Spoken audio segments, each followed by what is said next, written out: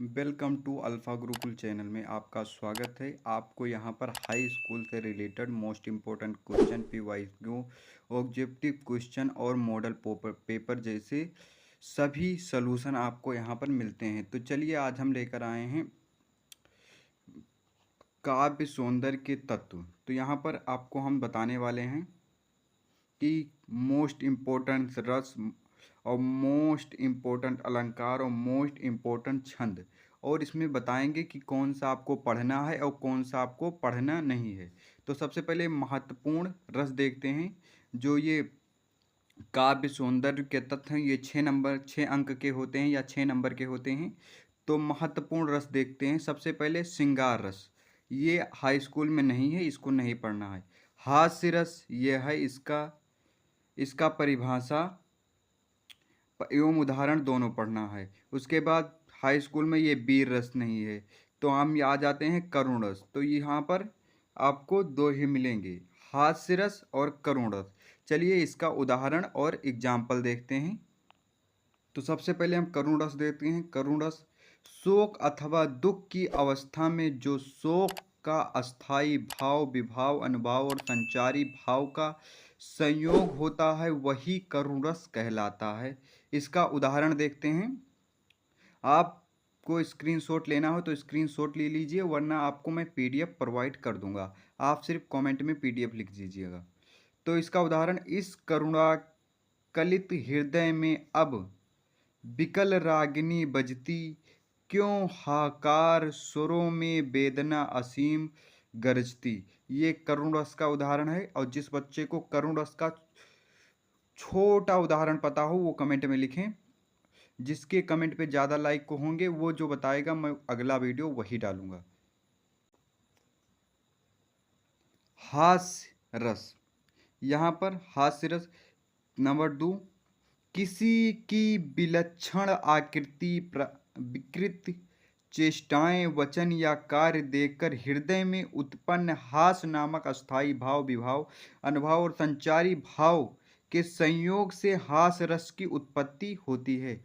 हास्य रस का उदाहरण देखते हैं। चलिए, हास्य रस का उदाहरण, हाथी जैसी देह गेंडे जैसी चाल, हाथी जैसी देह गेंडे जैसी चाल, तरबूजे सी खोपड़ी खरबूजे से गाल। ये उदाहरण मेरे को बहुत अच्छा लगता है, मैं बचपन से इस उदाहरण को पढ़ता रहा। चलिए आगे देखते हैं। हमने महत्वपूर्ण रस देख लिया, महत्वपूर्ण अलंकार देखते हैं। सबसे पहले उपमा अलंकार, उदाहरण परिभाषा आप में दोनों है। रूपक अलंकार आप ने भी उदाहरण परिभाषा है, और उत्प्रेक्षा अलंकार में भी आपका उदाहरण और परिभाषा दोनों है। चलिए इसका देख लेते हैं। चलिए अलंकार में ये पढ़ें, अलंकार के ये इंपॉर्टेंट हैं। चलिए देखते हैं। उपमा अलंकार, जब किसी वस्तु की तुलना किसी दूसरी प्रसिद्ध वस्तु की जाती वस्तु से की जाती हो, यह समानता प्रदर्शित की जाती हो, वहाँ पर उपमा अलंकार होता है। चलिए इसके मैंने बहुत प्यारे प्यारे उदाहरण लिखे हैं। उदाहरण, पीपर पात सरिस मंडोला, ये आपको बचपन से पढ़ाया जाता होगा।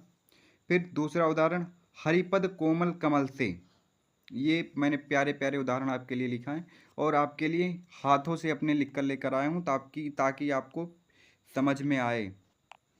चलिए दूसरा नंबर क्वेश्चन देखते हैं। उत्प्रेक्षा अलंकार, जहाँ उपमेय में उपमान की भिन्नता जानते हुए भी उपमेय में उपमान की संभावना की जाए, वहाँ उत्प्रेक्षा अलंकार होता है। मनु मानो और जनु जानो जैसे इसमें इंपॉर्टेंट वर्ड आते हैं, तो यही से आप पहचान सकते हैं। एग्जाम्पल, सोहत ओढ़े पीठ पटु श्याम सलोने गात, मनहु या मनहु मानो, मैंने बताया मनु मानो, तो मनहु नील मणि सेल पर आपत परियो प्रभात। ये आप यहाँ मनहु से जान सकते हैं कि ये उत्प्रेक्षा अलंकार है। चलिए आगे देखते हैं। और इतना प्यार से आप लोग के लिए वीडियो लेकर आता हूँ, आप सब्सक्राइब करके जाइए ताकि मेरा भी मोटिवेशन बने और मैं आपके लिए वेरी इम्पोर्टेंट और अच्छे अच्छे क्वालिटी के वीडियो ला सकूँ। और आप लोग, अब आपका पेपर आने वाला है तो मन लगा कर पढ़िए। चलिए आगे। रूपक अलंकार, जहाँ उपमेय में उपमान के रूप में कहा जाए वहाँ रूपक अलंकार होता है। चलिए उदाहरण देखते हैं। उदित उदगिरी मंच पर रघुबर बाल पतंग। उदित उदयगिरी मंच पर रघुबर बाल पतंग, बिकसे सत संत सरोज सब हर्षे लोचन भंग।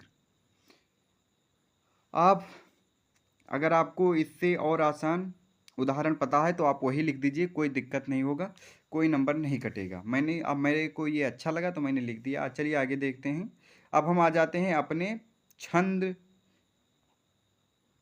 अगर मैं छंद, महत्वपूर्ण छंद की बात करें तो उसमें आपके हाई स्कूल में सोरठा छंद और रोला छंद, परिभाषा उदाहरण यही दो है और आपको कोई नहीं पढ़ना है। बस आपको मेरी वीडियो देखकर या आप कॉपी में लिख लीजिए और 2-4 बार पढ़ लीजिए, आपको पक्का याद हो जाएगा। आपको ज़्यादा मेहनत नहीं करना उसके पीछे। छंद में मात्राएं ये पढ़ें। मात्र छंद में आपको यही पढ़ना है, 2 छंद। रोला, यह एक सममात्रिक छंद है।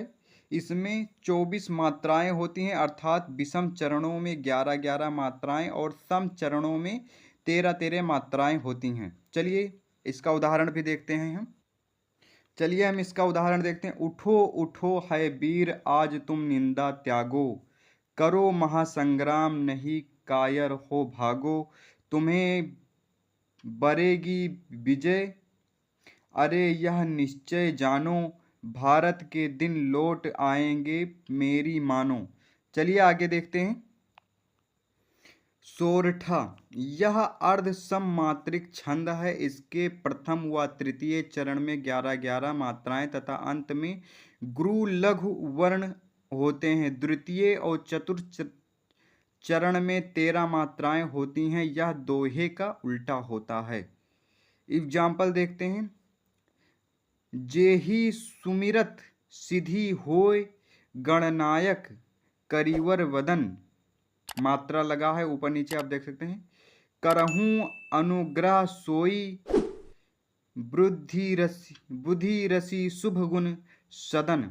यहाँ पर आपको मात्रा लिखा है, जा पर एक मात्रा, जा पर छोटी मात्रा, तो ये छोटी मात्रा सब एक एक, छोटी मात्रा सब एक एक। जहाँ बड़ी की मात्रा होगी वहाँ 2 लगा है।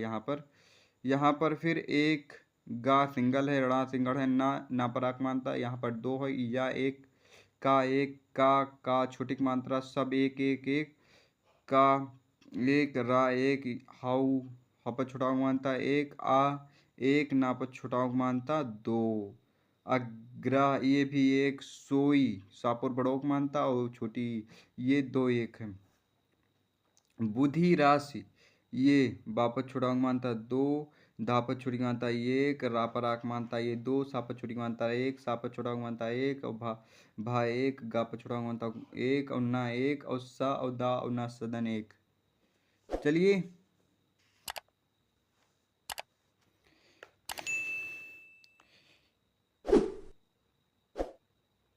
हमने आपके पूरे के पूरे 6 नंबर पक्के करा दिए हैं और आप अभी सब्सक्राइब कर लीजिए ताकि हम अगला वीडियो लाएं तो आपका वीडियो मिस ना हो। क्योंकि हम रोज़ एक ना एक टॉपिक का इम्पोर्टेंट वीडियो लाते रहते हैं। तो अभी चैनल को सब्सक्राइब कर लीजिए और नोटिफिकेशन भी ऑन कर लीजिए और अपने तमाम दोस्तों में शेयर भी कीजिए ताकि आप भी पढ़ें और वो भी पढ़ सकें।